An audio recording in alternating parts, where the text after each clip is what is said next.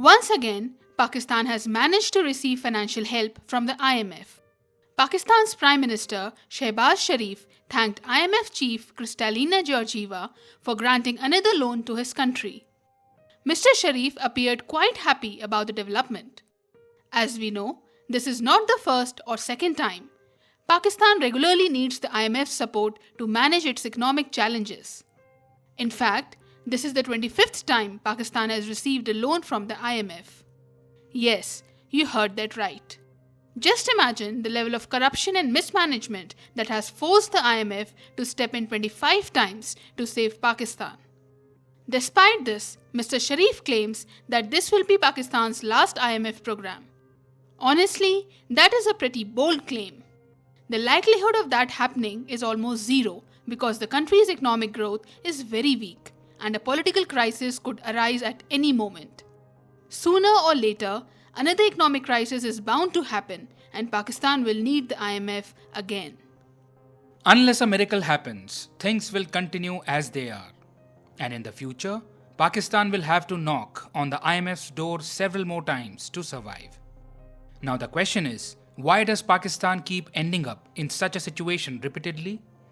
What exactly is the problem in this country? What exactly is going wrong that regularly forces Pakistan to ask for money from other countries and organizations like the IMF? Look, the governance in Pakistan is quite poor, which severely damages the country's economy. Institutions are weak and the military controls the country. There is no accountability and there is no transparency in policies. Political leaders and military officials misuse their power, leading to the mismanagement of resources.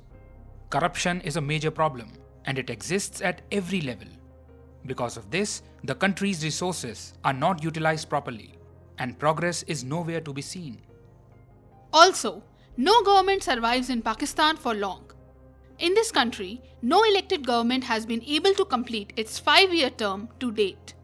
Now, when the regime changes frequently and there is no stable government, policies will obviously keep changing. Each new government changes the policies of the previous one.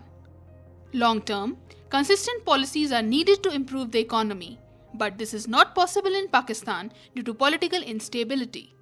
This is also a major reason for the economic crisis in Pakistan. Due to law and order issues in the country, investors do not want to invest here. You must have heard that last month, a mob looted the Dream Bazaar Mall in Karachi. Incidents like these make investors avoid putting their money in Pakistan. Extremism is also a big problem. Pakistan is infamous for providing a safe haven to militants. This tarnishes the country's image and negatively impacts foreign investment, international trade, and diplomatic relations. By supporting terrorism, Pakistan has spoiled its relations with India. The Pakistani military deliberately maintains tensions with India to strengthen its grip on the country, as this allows them to justify heavy defense spending. You need to understand that provoking India by raising the Kashmir issue is of deep interest to the Pakistani military. Because if the rivalry with India continues, the Pakistani military can use the excuse of an external threat to evoke nationalism among the public, thereby gaining support to further strengthen itself and increase the defense budget. The mentality is to ignore the fact that people lack food. Just ensure that the military keeps receiving advanced weapons and equipment. This is the situation. As a result of all this, Pakistan now has foreign exchange reserves of only $3.5 million, so little that it is not even sufficient for 1 month's imports.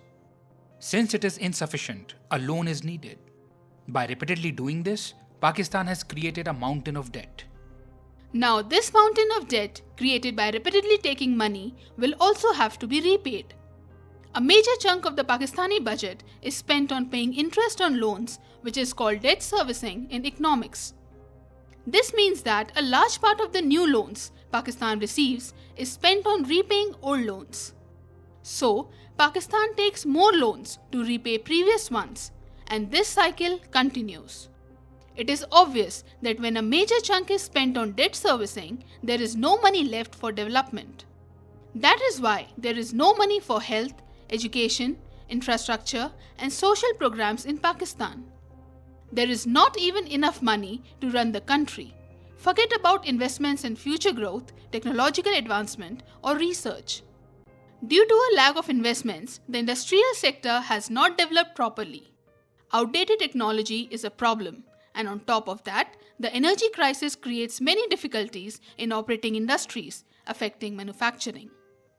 Due to this, production decreases, leading to a shortage of stuff in the country that must be imported from abroad at high prices.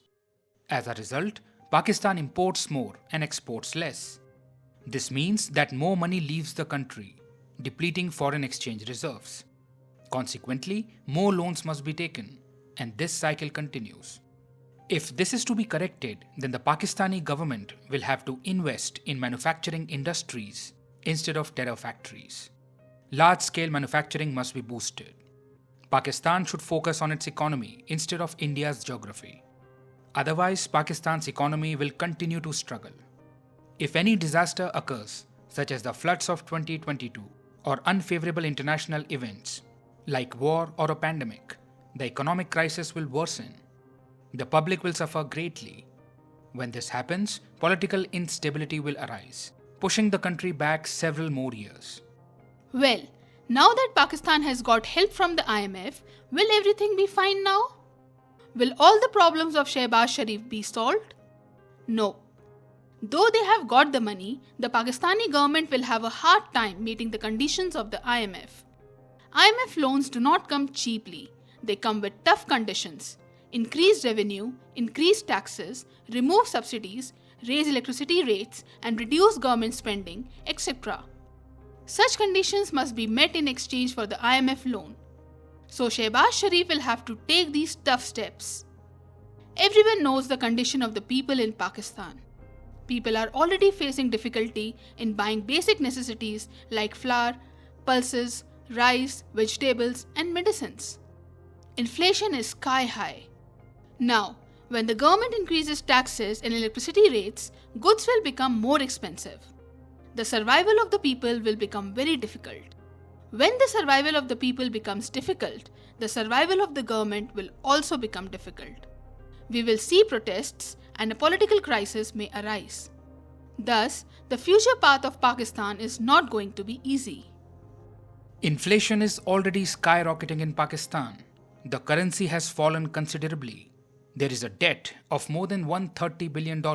Foreign exchange reserves have depleted, and the country is literally surviving on the lifeline of the IMF. Every now and then, Pakistan has to reach out to countries like China, the UAE, and Saudi Arabia for money. Yet, the crazy thing is that, even at such a time, the focus of the Pakistani government is on Kashmir instead of its economy.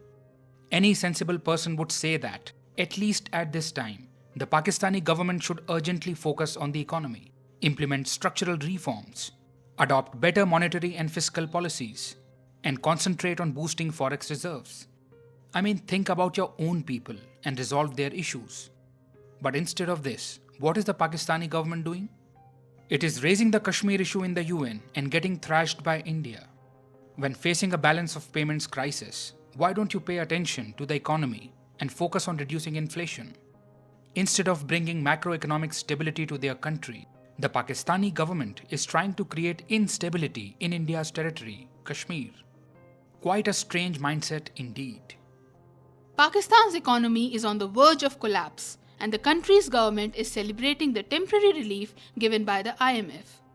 According to Mr. Sharif, this small step will bring sustainable economic growth to Pakistan. This thought is far from reality. Understand it like this. There is a deep cut in the Pakistani economy and it is bleeding heavily. The IMF loan is just like a band-aid in this regard. This is nothing more than temporary relief. For the time being, Pakistan has been saved from default. However, if Pakistan dreams of sustainable growth, then the economic fundamentals will have to be strengthened. There is no other option. Instead of focusing on futile issues, central problems must be addressed. Mismanagement and corruption need to be tackled. Accountability must be ensured, and the government will have to move forward with a long-term vision. Consistent policies and meticulous implementation will have to be prioritized.